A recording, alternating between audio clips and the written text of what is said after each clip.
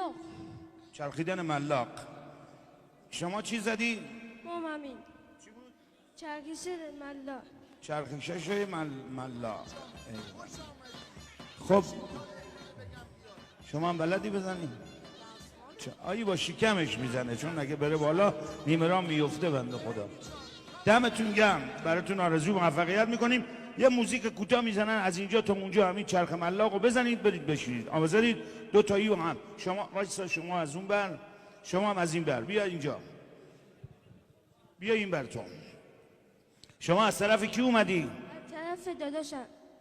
داداشت کیه؟ نه از طرف دامادی یا عروس؟ داماد. داماد دوست داری؟ بله. اسمش چیه؟ نمیدونی. یه جمله قشنگ به داماد بگو تو اون دوربین. داماد عروس خوبی است.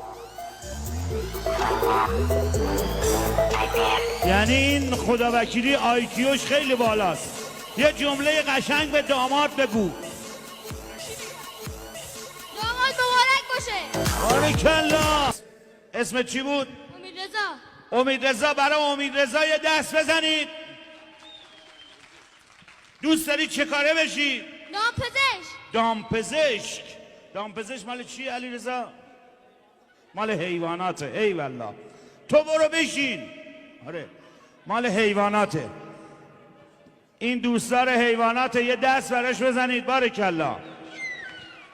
دوست داری اولین مریضت کی باشه؟ شما. برو بشین آقا جان، برو.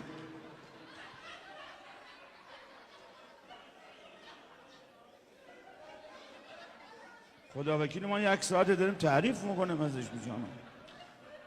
آقا جان انشالله دکتر نشی تو.